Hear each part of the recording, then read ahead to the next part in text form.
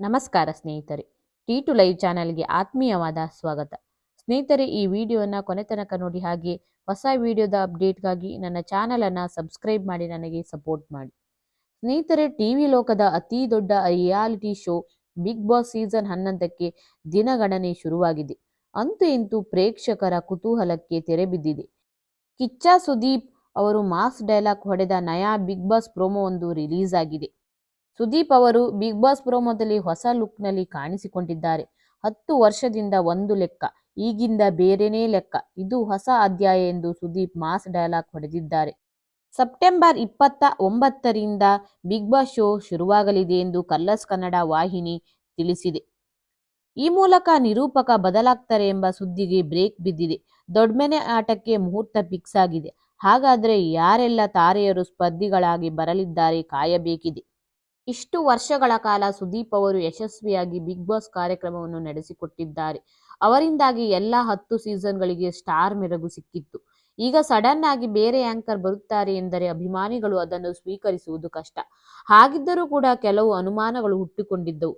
ಸುದೀಪ್ ಬದಲು ಬೇರೆಯವರು ಈ ಬಾರಿ ನಿರೂಪಣೆ ಮಾಡಬಹುದು ಎಂದು ಕೆಲವರು ಊಹಿಸಿದ್ದರು. ಆದರೆ ಅದು ನಿಜವಾಗಿಲ್ಲ.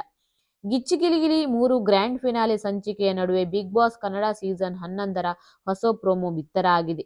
ಇದರಲ್ಲಿ ಸುದೀಪ್ ಖಡಕ್ ಆಗಿ ಡೈಲಾಗ್ ಹೊಡೆದಿದ್ದಾರೆ. ಈ ಪ್ರೋಮೋ ನೋಡಿ ಸುದೀಪ್ ಅಭಿಮಾನಿಗಳಿಗೆ ಖುಷಿಯಾಗಿದೆ. ಪ್ರತಿ ವರ್ಷದಂತೆ ಈ ವರ್ಷ ಕೂಡ ಈಗಾಗಲೇ ಅನೇಕ ವ್ಯಕ್ತಿಗಳ ಹೆಸರು ಕೇಳಿ ಬರುತ್ತಿದೆ. ಈ ಬಾರಿ ಯಾರೆಲ್ಲ ಬಿಗ್ ಬಾಸ್ ಮನೆಯೊಳಗೆ ಕಾಲಿಡುತ್ತಾರೆ ಎಂಬುದನ್ನು ತಿಳಿಯುವ ಕೌತುಕ ನಿರ್ಮಾಣ ಆಗಿದೆ. ಸಿನಿಮಾ ಸೆಲೆಬ್ರಿಟಿಗಳು, ಕಿರುತೆರೆಯಲ್ಲಿ ಖ್ಯಾತಿ ಗಳಿಸಿದವರು, ಸೋಷಿಯಲ್ ಮೀಡಿಯಾದಲ್ಲಿ ಸದ್ದು ಮಾಡಿದವರು, ಪತ್ರಿಕೋದ್ಯಮದ ಖ್ಯಾತನಾಮರು, ಹೀಗೆ ವಿವಿಧ ಕ್ಷೇತ್ರಗಳಿಂದ ಸ್ಪರ್ಧಿಗಳು ಬರಲಿದ್ದಾರೆ. ಈಗಾಗಲೇ ಸ್ಪರ್ಧಿಗಳ ಆಯ್ಕೆ ಮಾಡುವುದಕ್ಕೆ ಕಲರ್ಸ್ ವಾಹಿನಿ ಕೆಲಸ ಆರಂಭಿಸಿದೆ. ಹೊಸದಾಗಿ ಯಾರೆಲ್ಲ ಶೋಗೆ ಸ್ಪರ್ಧಿಗಳಾಗಿ ಬರಲಿದ್ದಾರೆ ಎಂಬ ಕುತೂಹಲ ಎಲ್ಲರಲ್ಲೂ ಇದೆ. ಈ ಬಾರಿ ಕೂಡ ಸಾಕಷ್ಟು ಮನರಂಜನೆ ನೀಡಬೇಕು ಎಂಬ ಉದ್ದೇಶದೊಂದಿಗೆ ಬಿಗ್ ಬಾಸ್ ಟೀಮ್ ಕೆಲಸ ಮಾಡುತ್ತಿದೆ.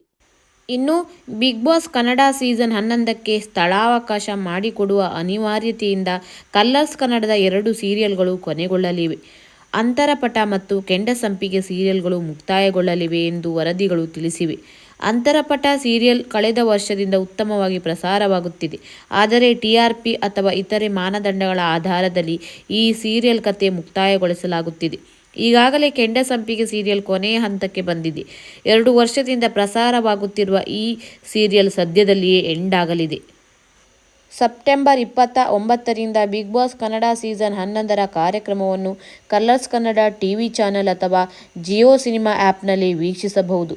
ಸೆಪ್ಟೆಂಬರ್ 23ರಂದು ನಡೆಯಲಿರುವ ಪತ್ರಿಕಾಗೋಷ್ಠಿಯಲ್ಲಿ BBK 11ರ ಕುರಿತು ಕಿಚ್ಚ ಸುದೀಪ್ ಸಾಕಷ್ಟು ಮಾಹಿತಿ ನೀಡುವ ನಿರೀಕ್ಷೆಗಳಿವೆ.